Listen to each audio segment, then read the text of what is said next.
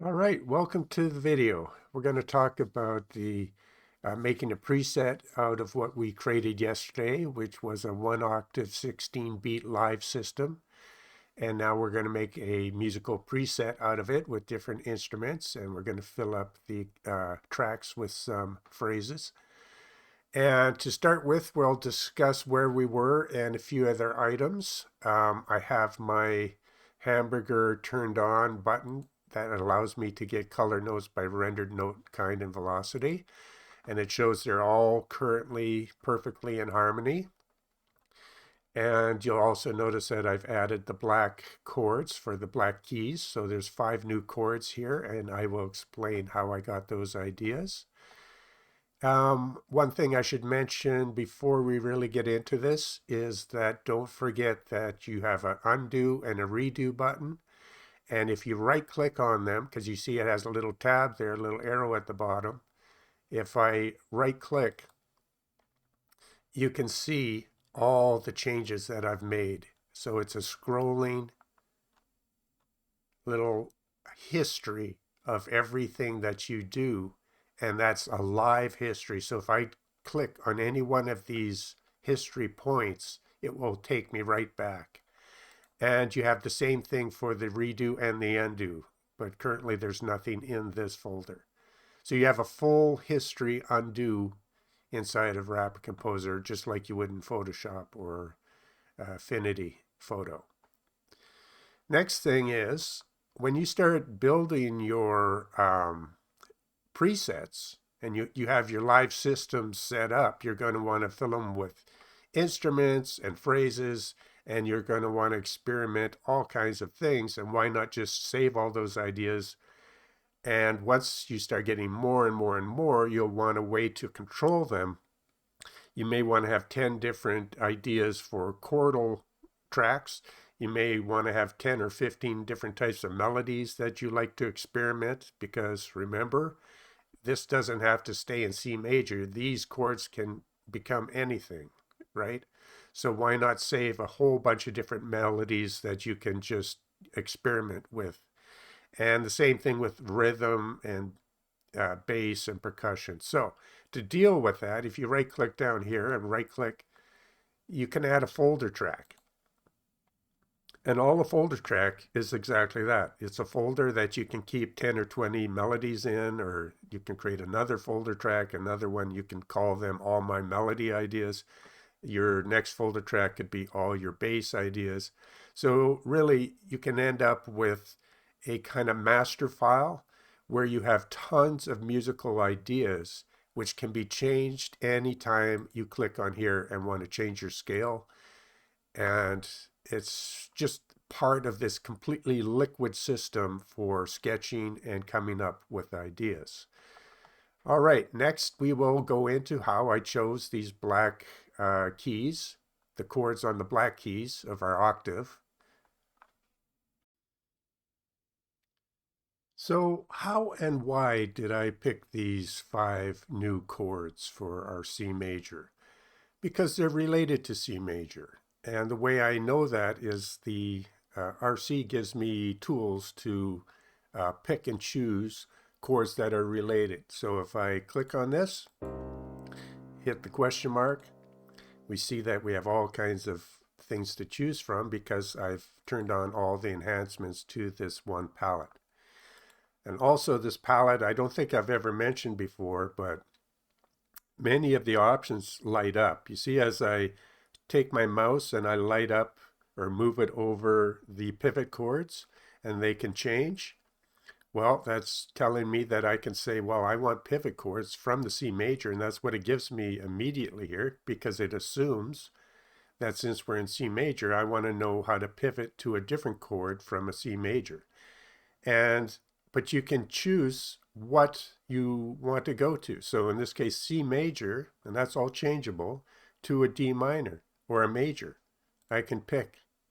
So right now it's telling me these are pivot chords for if you want to take the C major to a D major, you might want to use an E minor or a G. If I change that now to the minor, the D minor, you'll see it's updated. So you may want to take your C to the D minor using this, any one of these options. So definitely wanted to mention that a lot of these things light up to give you more options. And even down here, you can change your scale. And also here, the bass pedal tone chords and pedal tones and melody pedal tones are really important when you get into more complex orchestrations. Because to build tension, you may want to have one high violinist playing a pedal tone that is related to your main chord track, but it may be part of the scale or it may be completely unrelated to the scale, and that high-toned harmonic string is going to build that tension as you change chords beneath it. And so the idea of a bass pedal tone and melody pedal tones are really quite important when you want to get into more complex and very interesting and powerful chord progression and musical ideas. So you can notice that down here, this button kind of lights up and tells you there's more to choose from. And you can just see and scroll, and that's not even everything. You can use the scroll buttons up and down. So the program has so much to choose from. Now, also, if you go down to the bottom, you see our C minor down here. But you can also see, if you hit select, we have all the chord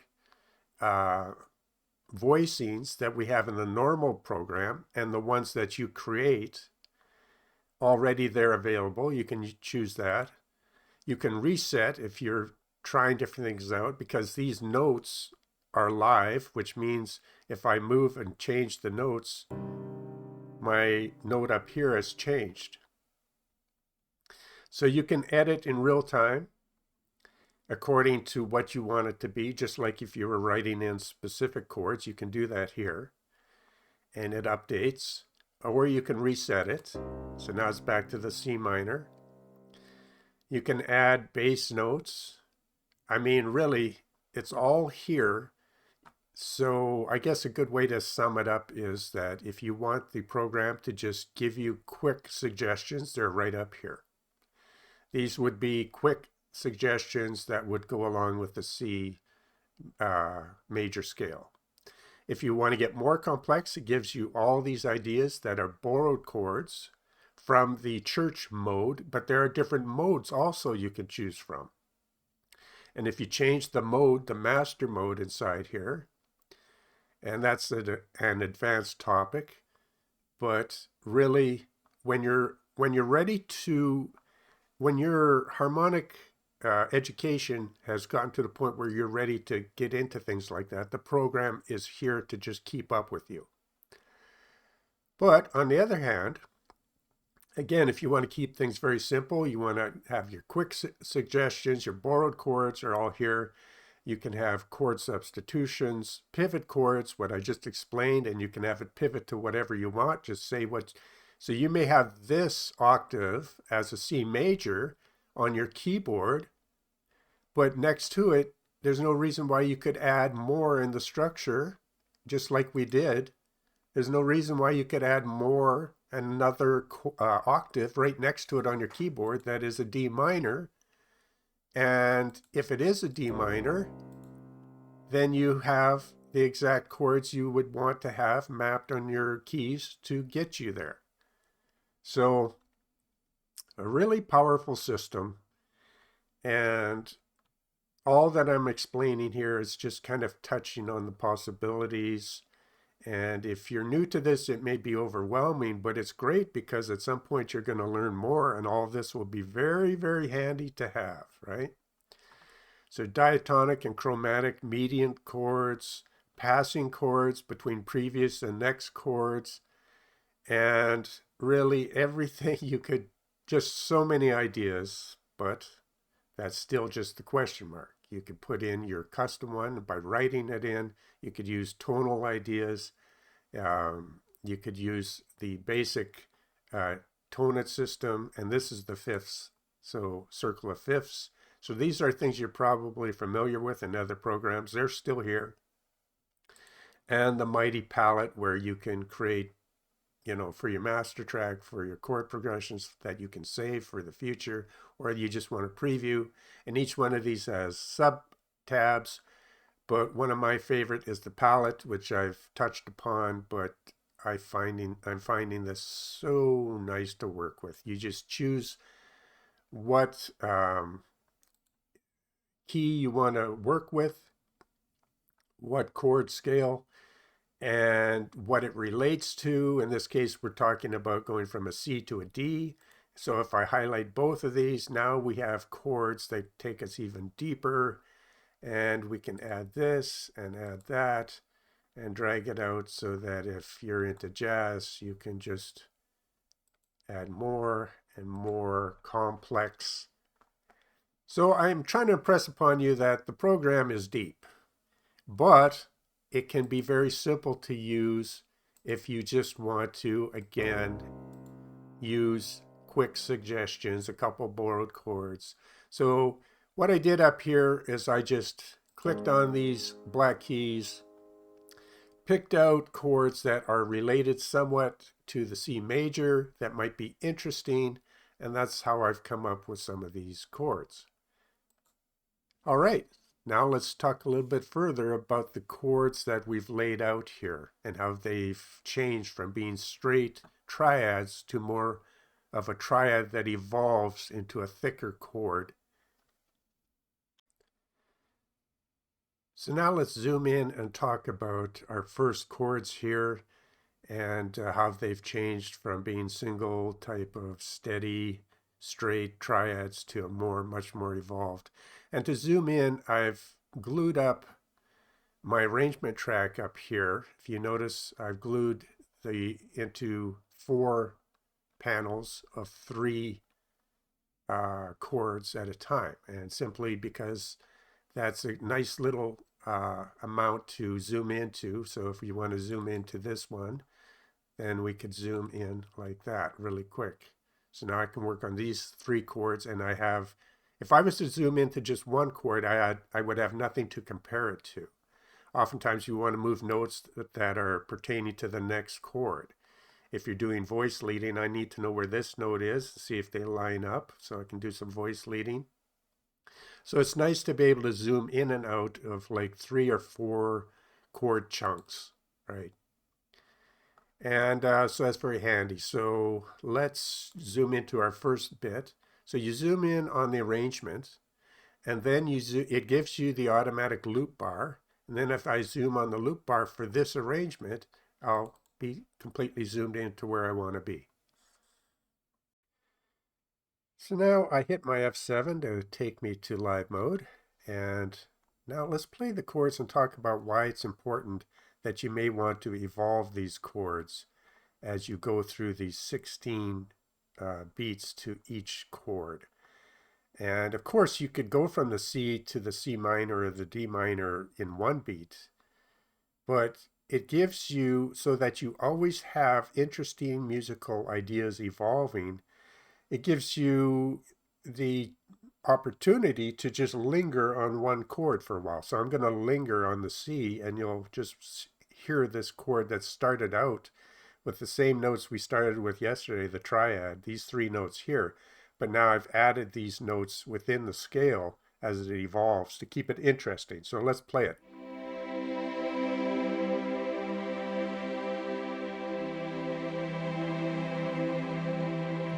So you heard it started with the triad, and it builds as I linger on this chord with my physical finger on that key. Now, if I want to, I could just play this triad and then quickly move over to this triad, and I get a certain musical idea. So there, you could just stay with the triad, but if you want to make it more interesting and other instruments are coming in on other tracks, it's a way to keep. The reason why we've got it 16 beats deep and why it's so powerful when you're in an arrangement with other instruments is that if you need to hover your strings the ear's not going to just be it's not going to be just boring. You're always going to have different elements coming in and going. So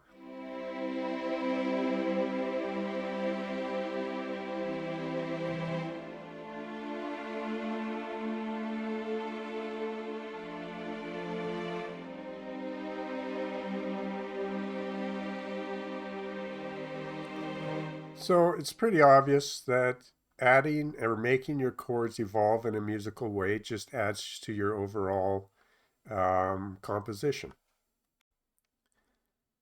So now I've zoomed back out to the entire octave, added a bass track with a bass instrument, and we're going to talk about how important it is to your keystroke on your physical keyboard. Yesterday we talked about how important velocity is because it triggers different samples, which are different recordings of the instrument to, how hard you play. You're either going to listen to the recordings of a very softly played instrument with a light touch on your physical keyboard with your finger, or the high dynamic, very powerful samples. So velocity means a lot. Which chord you choose means a lot. How long you hold down your chord means a lot. So all these aspects really create a very dynamic and interesting way to play this one octave with set up here. So we just shown you that if I linger on a chord, I get new notes, and that can apply to any instrument in any track. So yeah, there's so many dynamics involved as you move your fingers over your keyboard and determine what chord, how long you're going to linger before you change to the next part of the progression, how hard you hit the key. So now let's just do that. Let's play a few examples, starting with the C. So I'm going to just play the triad, so I'm not going to linger. I'm just going to play for within the first 4 beats and then switch over.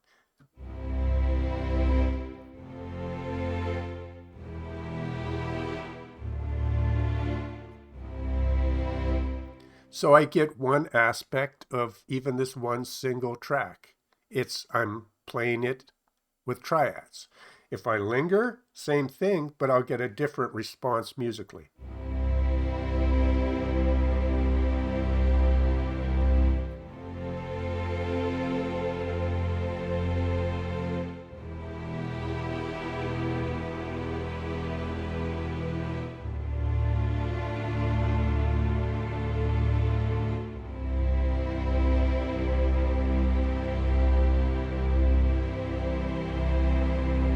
So I get that nice enhancement if I dwell on the last back to the tonic, but I held it for even longer and I got that fullness of the chord.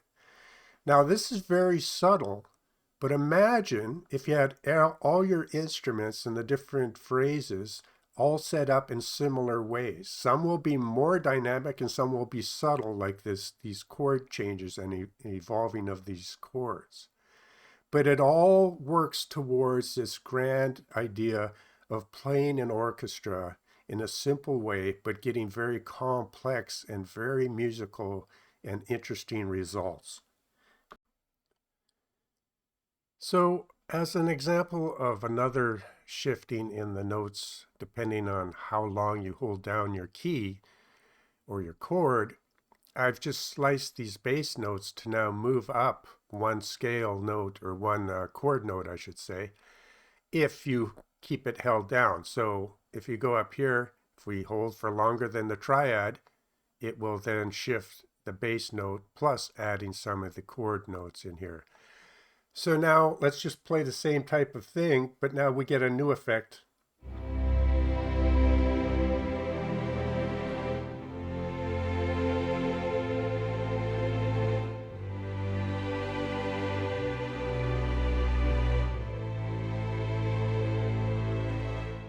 So again, just to show you, if you enhance some of these notes and take in consideration that you have those 16 beats to really add some even simple one shift of a note. Now it doesn't have to be a chord note, it could be a scale note, but for an example, a nice simple example. So next we will take that idea and go even further. So now we've added a melody line, a violin, and our choice of when to change notes or chords and what chord progression we're going to pick means more than ever, and how long we hold that key down. So we'll show you this whole track here, but let me zoom in a bit so we can get a clearer look at it. So we have our track set up to show us the colors. So we see that it's got the green and the blue. And so we know that these are notes inside the chord. This is a scale note, and these are scale notes. And you can actually even see the difference, the variety in its velocity and the shading of the colors, right? And just to explain a little bit more why there's a yellow note here, that would be because this is a suspended chord. And when you have suspended, diminished, or augmented, and sevenths, and different types of harmony notes, they will show up as yellow. So it's really given us a lot of information just visually with the color coding systems. And we've talked about that. So now when I'm going to play the same thing, but now I've got a violin, and that is really going to change. If I hold for 1 beat, 2 beats, 3, 4, 10, 12 beats, this will turn into a completely different melody as you decide with your chord changes and timing and dynamics what sounds best to your ears. So now I'm going to just play a similar thing.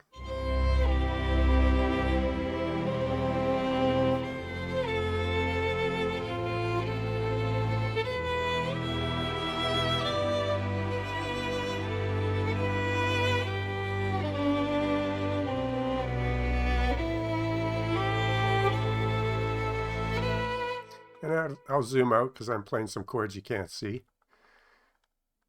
Just show you the entire thing.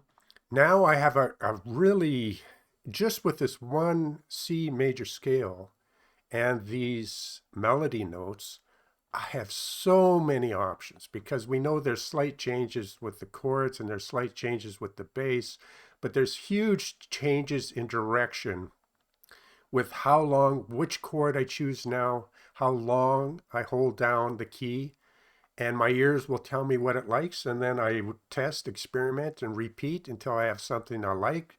I may have a chord progression of 5 or 6 different chords in a progression. If I like it, go to your DAW, enable record, and record your keystrokes. But let's just start to experiment.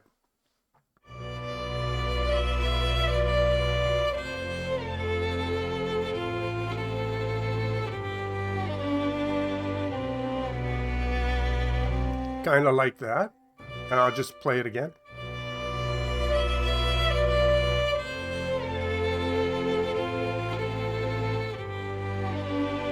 But every time I play it, because the instrument itself is a very dynamically sampled violin, it's the Bohemian violin.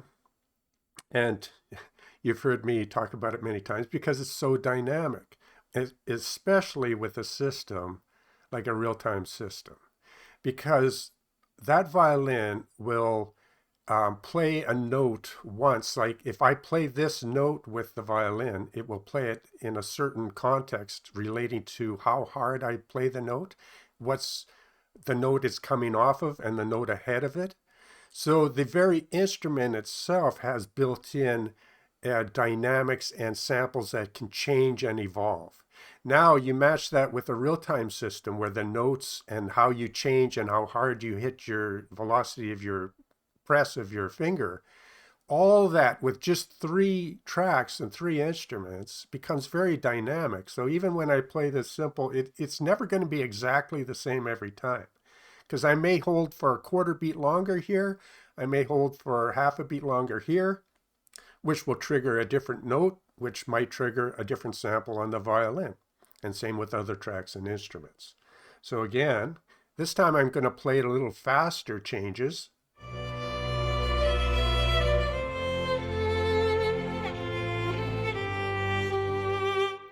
and or this time longer.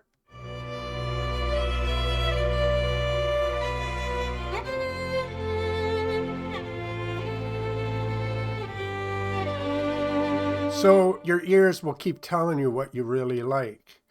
And then, because the first time you play some chord changes, it might be a little bit rough because your ears don't know exactly where the note transitions are yet, but they will. By the time you play this two or three times over, you begin to really.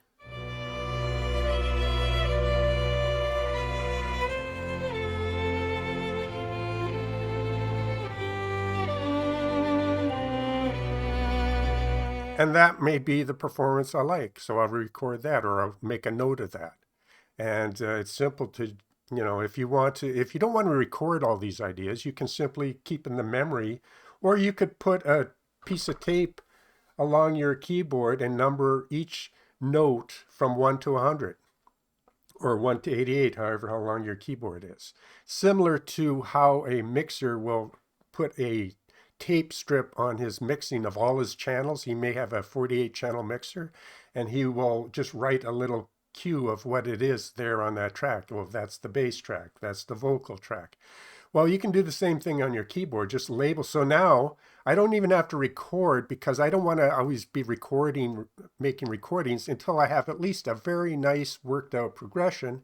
And so I know that my first note, I have it written down on my keyboard, is note number 83.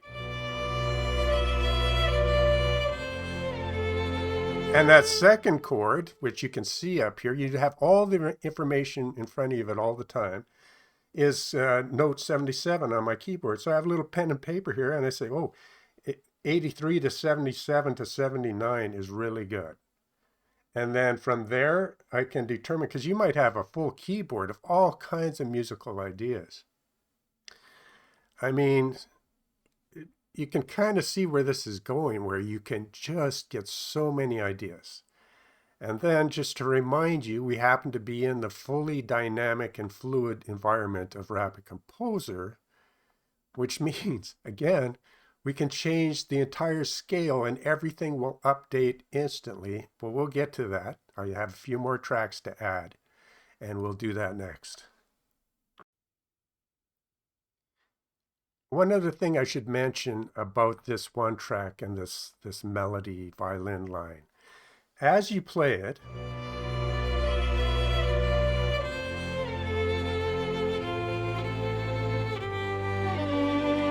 you may notice maybe that note and you see the timeline, you see the chord, you see the note as it's playing, as your fingers touching the notes. And I said, well, this note may be a little bit too low. In fact, maybe this little line goes a little too low. How can I change it? Well, F2 and boom, just move it up to where you want it instantly. So now it's going to have a different flavor. So I'm going to do a scale note, move that up a little bit higher, but it's going to have a different feel. And now just go back to F7 and play the same thing, but it'll be different.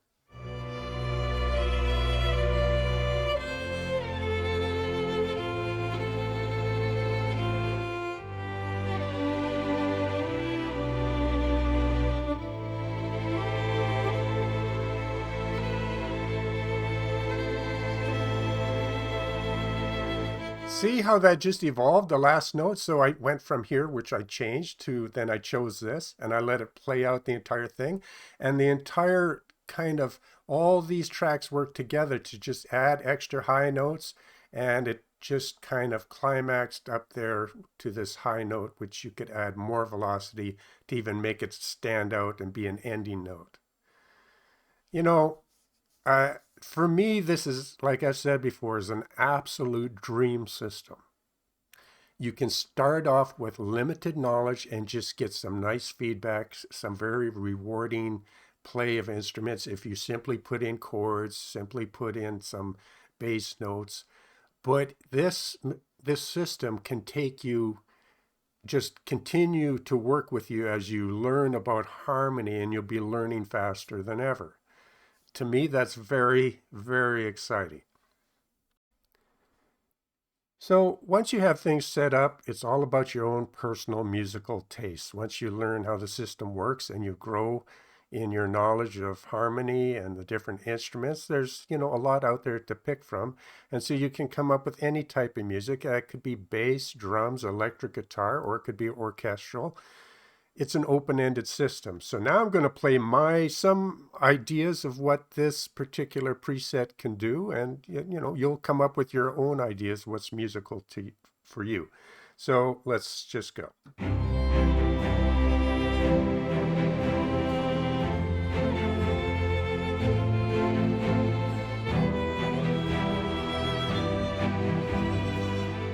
Or you may start to use some of the more exotic notes on the black keys.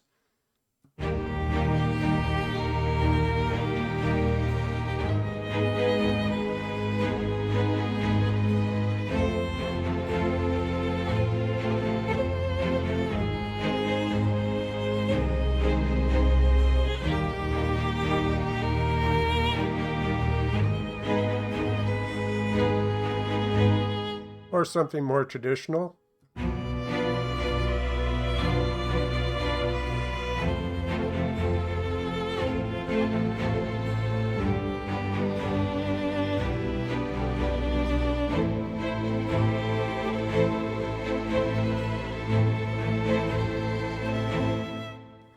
So this is an example of what can be done with one simple octave in one C major scale. Next, let's do what the power of the system. Let's change the scale and play it instantly.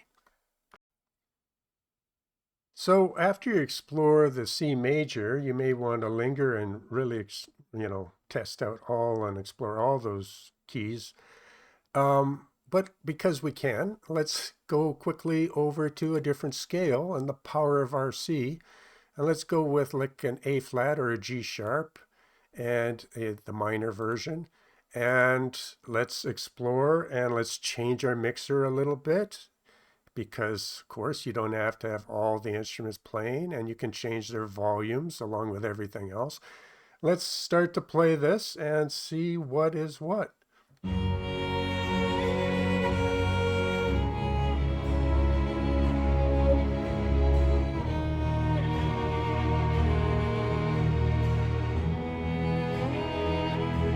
I like that. Let's turn up that violin a little bit more.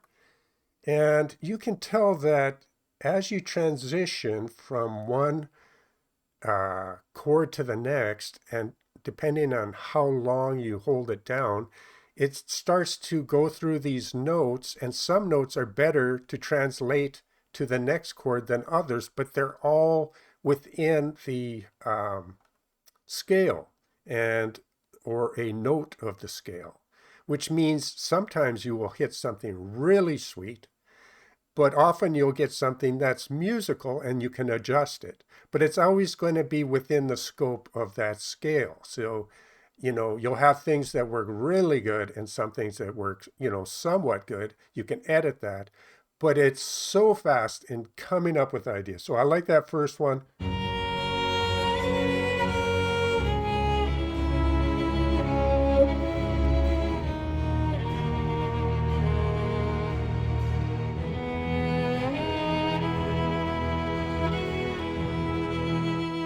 So yeah, really sounds great in the G sharp. Let's try something else.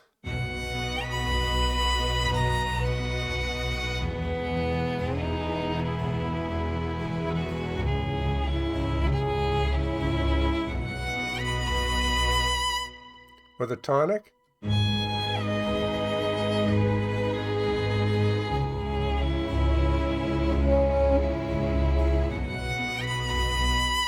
Now, that's a very specific and heavy note right there.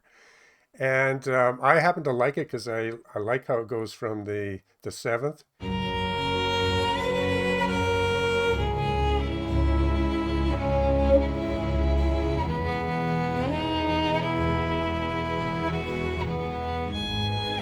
So there's a lot there to work with. So I'm going to keep that strong note, or I could simply go into F2 and change it and move it. Just an absolutely monster of musical ideas. Let's play some of the black notes.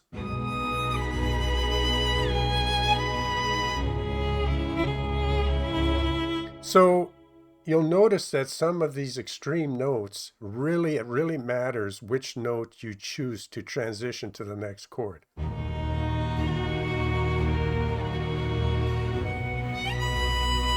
So that transition is nice, but then it goes to that really strong note again. But I like the transition.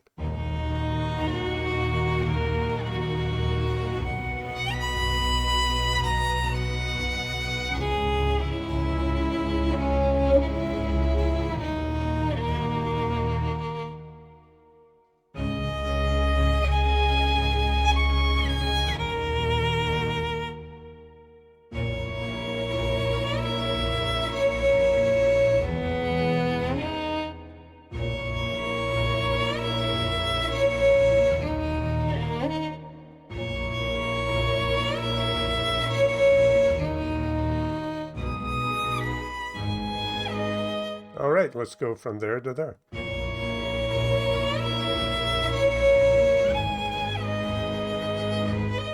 And your ears will find what they like and you go with it. And if you need to change a note of whatever instrument, you just change the note and you keep on going. Now, after a short time, you'll have a nice chord progression and you memorize which key presses you made. If you might just write down the numbers of each of your octave notes there, or just hit record. But it's a very dynamic system that just keeps on changing and giving you idea after idea. Now, this is with a certain set of instruments and just a certain amount of phrases here. Now, imagine, because again, this is about the possibilities and they're immense.